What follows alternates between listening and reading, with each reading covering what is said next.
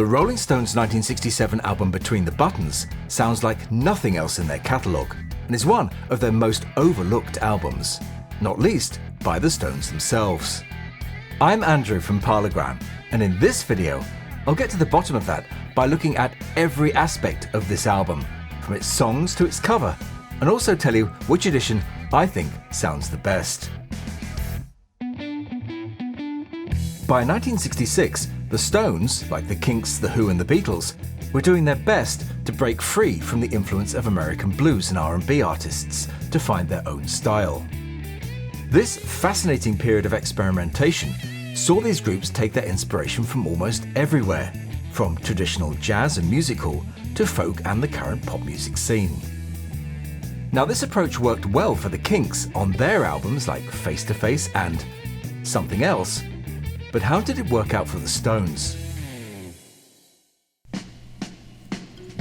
Released in April 1966, Aftermath became their first album to consist entirely of original compositions, and thanks largely to Brian Jones, was a massive step forward musically for the group.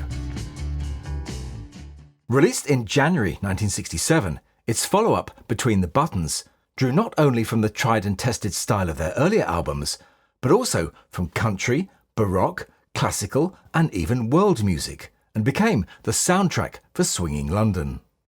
It also had what later albums such as Beggar's Banquet and Let It Bleed lacked, a major musical contribution from Brian Jones. Jones was at his most creative and inventive peak on this album, and his musical contributions to it included the vibraphone, the tuba, the saxophone, and that most un-rock and roll of instruments, the recorder. So let's now take a deep dive into Between the Buttons and find out if it deserves its reputation as one of the Rolling Stones' most overlooked and underrated albums.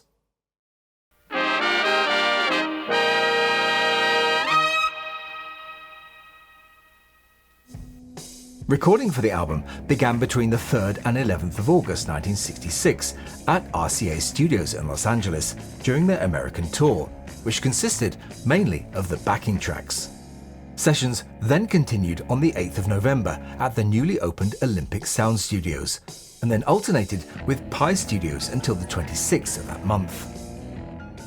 After a final overdubbing session at Olympic Studios on the 13th of December, Andrew Oldham took the tapes back to RCA Studios in Hollywood for final mixing and editing. 1966 had been a great year for Stones singles: 19th Nervous Breakdown, Paint It Black, and Have You Seen Your Mother Baby Standing in the Shadow. But like the Beatles, including singles on an album was not the done thing, and Oldham decided not to include their forthcoming single, Let's Spend the Night Together Backed with Ruby Tuesday, on Between the Buttons. London, Decca's US arm, had already managed, by adding material from singles and the UK EPs, to make 7 studio albums from the Stones' first 5 British albums, and knew that hit singles sold albums, so they demanded that their version of the album included both sides of the new single. Unlike the US edition of Aftermath, which had 11 tracks as opposed to the 14 on the UK, and a completely different front cover, Between the Buttons would not only have the same number of tracks as the UK edition, but the same cover design too, although cropped slightly differently. This wonderful shot was taken early one misty morning on Primrose Hill in North London, after an all-night recording session at Olympic by Gerard Mankiewicz. Mankiewicz, who'd also shot the cover for Out of Our Heads, created the hazy, druggy effect by using a homemade camera filter constructed of black card and glass, and then smeared with Vaseline. The back cover features a 6-panel cartoon and poem drawn by Charlie Watts, who, when asked by Andrew Oldham what the title of the album would be, told him it was Between the Buttons, meaning it was up in the air, undecided. But after noticing the shiny buttons on Watts' shirt, they stuck with it. Outtakes from this session were later used for the cover and inner sleeves of this album, More Hot Rocks, Big Hits and Phased Cookies from 1972. Back in 1967, it's likely fans on both sides of the Atlantic had no idea that their albums were different from each other.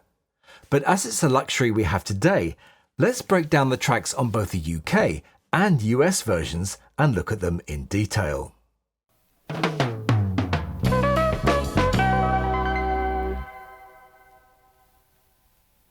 Track 1 Side 1 is the most important track on any album, but Between the Buttons opens up with one of, if not the, weakest opening tracks on any Stones album. Described by Mick Jagger as the first song he ever wrote completely on his own for a Rolling Stones record, Yesterday's Papers is a well-produced slice of baroque pop, featuring Brian Jones on vibraphone and Jack Nietzsche on harpsichord. With lyrics directed at Jagger's ex-girlfriend Chrissy Shrimpton, it follows on in a similar vein to Under My Thumb, and one can see why it's not a song Mick likes to discuss today. The US album opens in much stronger fashion with one side of their new double A-sided single, Let's Spend the Night Together. Jack Nietzsche again provides keyboards, but Bill Wyman is absent on this track, and Keith Richards takes over on bass duties. The song was a number 3 hit in the UK, but stalled at number 55 in the US, where it was eclipsed by its flip side, which we'll come on to in a moment. Let's Spend the Night Together reminds me of another contemporary hit, Wouldn't It Be Nice by the Beach Boys. Both songs have the same sentiment, but expressed in their own unique way. The Stones, under duress, famously changed the lyrics to Let's Spend Some Time Together for their appearance on The Ed Sullivan Show on January the 15th, 1967.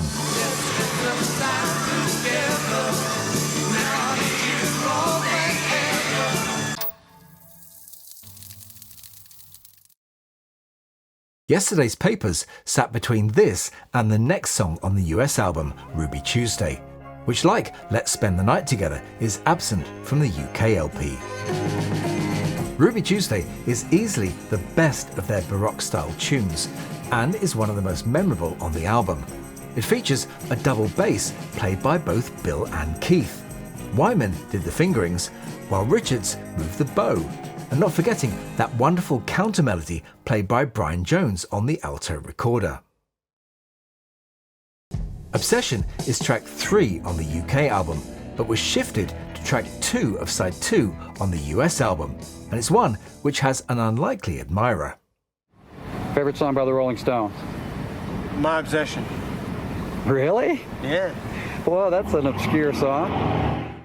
Despite being a fine guitar-driven song with some great riffs and chords, it seems the group never really cared for it, and is one they've never played live.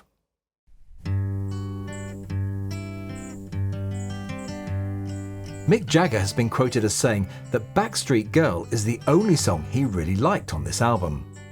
It's another of their baroque-style tunes, and like Yesterday's Papers, features Brian Jones on vibraphone and Jack Nietzsche on harpsichord. The song was left off the US version, but held over for inclusion on their US-only compilation album Flowers in June 1967. Connection is the 4th track on both the US and UK albums, and is said to have been written about the long hours the band spent waiting in airports. Unlike My Obsession, Connection has always been a popular live song, and was also featured in the Martin Scorsese documentary Shine a Light in 2008. Its lyrics kind of foreshadows their arrest at Keith Richards' house Redlands a month after the album's release in February 1967. Both albums then move on to She Smiled Sweetly, a very Dylan-esque sounding track, which would not have been out of place on Blonde on Blonde. It's another of Jagger's songs about women, but without the nasty vibe of Yesterday's Papers. Cool, Calm and Collected, which rounds off side 1, has a real carnival feel to it, and features Nicky Hopkins on piano and Brian Jones on kazoo. Said by some to be reminiscent of the Kinks tracks Party Line and Little Miss Queen of Darkness from their album Face to Face, it's one of their oddest songs. What do you think? Side 2 of both the US and UK albums kick off with All Sold Out.